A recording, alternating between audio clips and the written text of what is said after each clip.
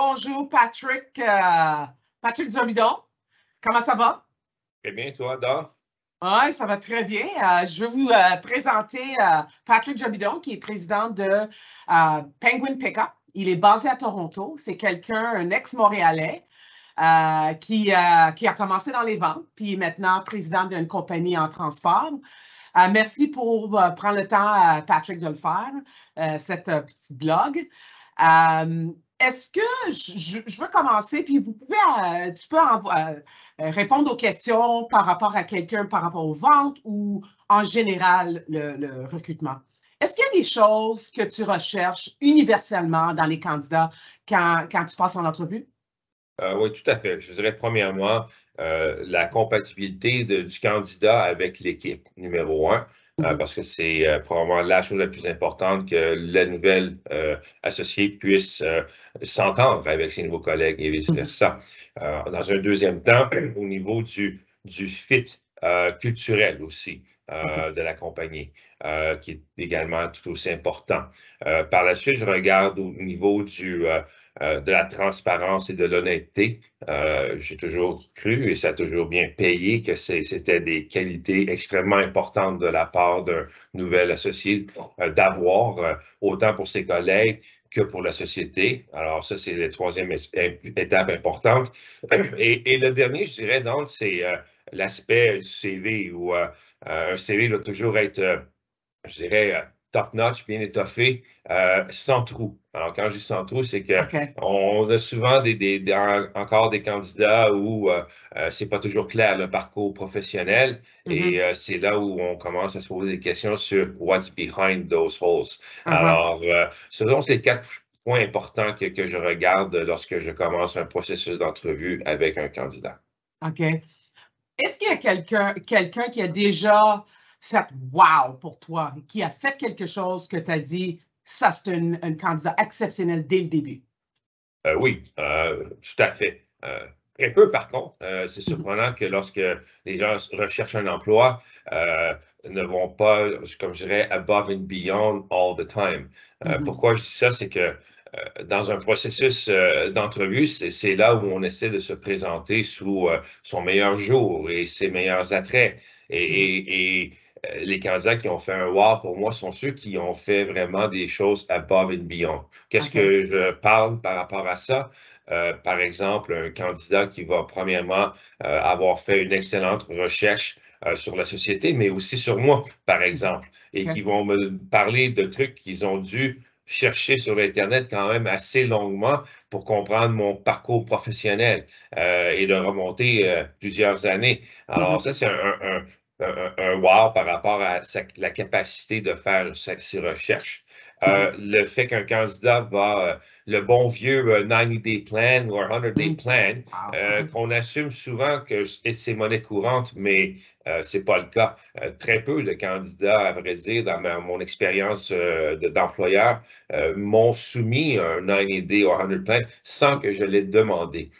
Et finalement, ce fameux 100 plan-là, pour moi, c'est pas nécessairement que le candidat connaisse tout de l'entreprise, mais principalement, c'est le thinking process du candidat. Est-ce qu'il est capable de voir les différentes étapes et les différents milestones au cours de ses premiers 100 jours avec l'organisation? Donc, ce sont les genres de trucs qui m'ont fait un wow. Et en dernier, un candidat qui va demander lorsqu'on est prêt à faire une offre d'emploi, de parler à ses collègues futurs. Parce que c'est aussi un two-way street. On pense souvent comme candidat que la personne doit tout donner si on veut à l'employeur, mais elle apporte quelque chose.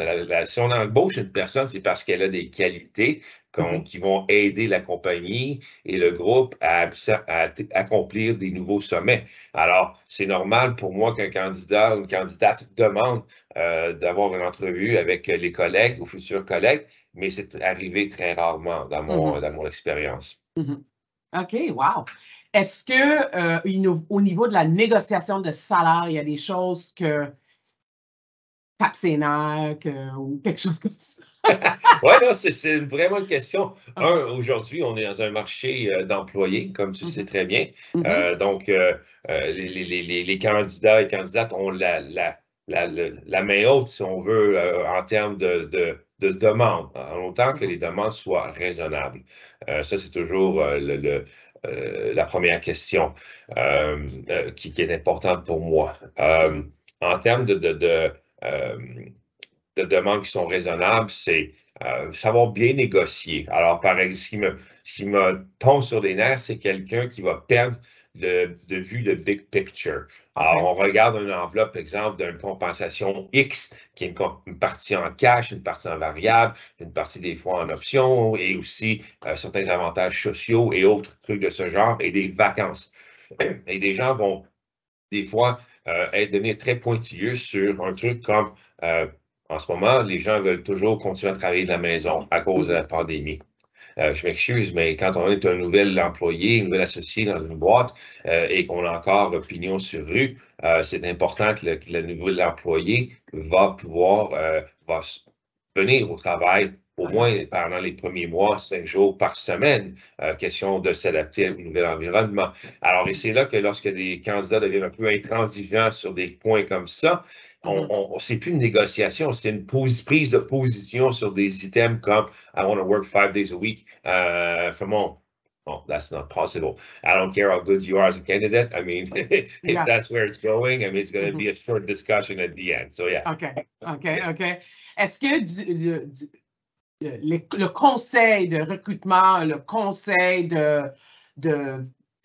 que ça soit conseil pour un candidat ou conseil d'un hiring manager que tu aimerais donner?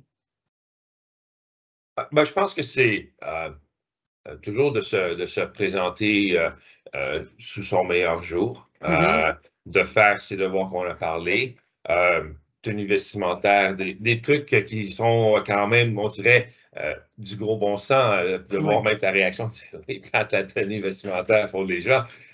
On perd un peu cette dimension de bons procédés, si on veut. Et surtout dans mon business où c'était, bon, je suis en logistique, lancement, comme tu l'as mentionné, qui est, disons, traditional industry.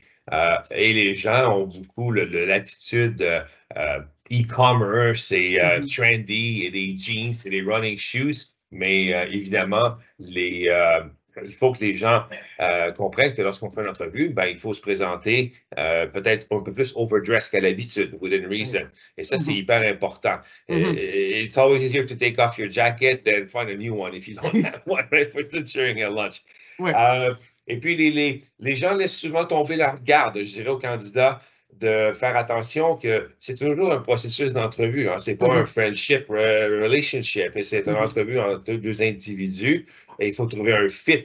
Et pourquoi je dis ça, c'est que lorsque vous pouvez être invité pour un lunch, pour un souper par le nouvel employeur, ou rencontrer des futurs collègues, c'est toujours des mini-tests où finalement, de voir comment la personne va se comporter lors d'un souper d'affaires. Est-ce que les manners sont là? Est-ce que la même personne qu'on a vue durant un processus d'entrevue en vidéoconférence ou au bureau vont être la même chose?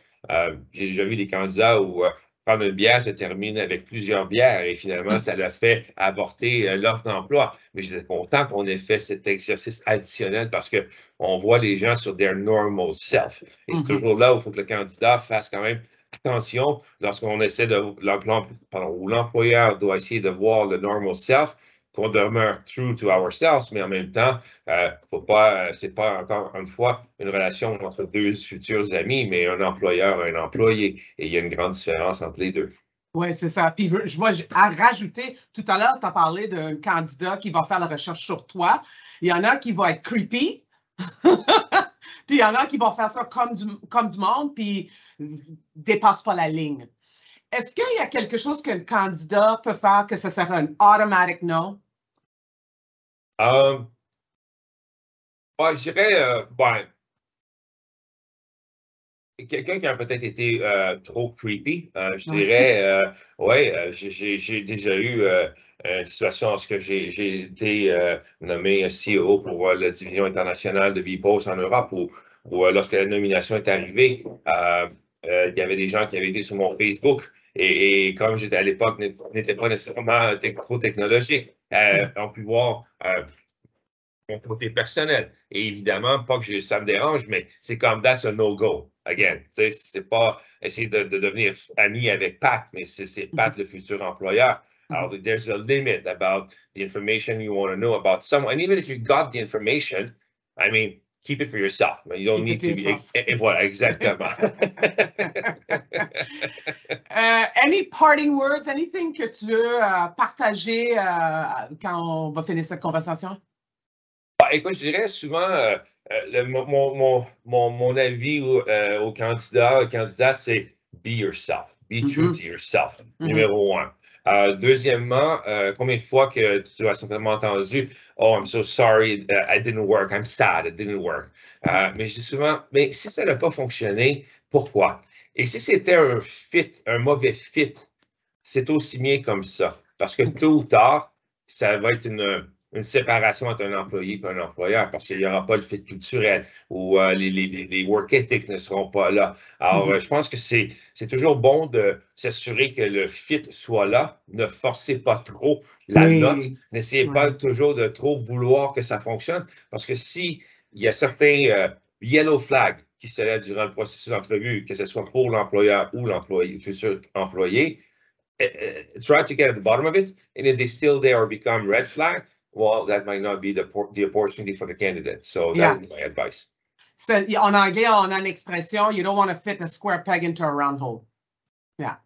So, voilà. Merci beaucoup, Patrick, pour ton temps, tes expertises. Thank you so much. Merci. Ça fait plaisir, donc. Bonne journée à toi. Merci.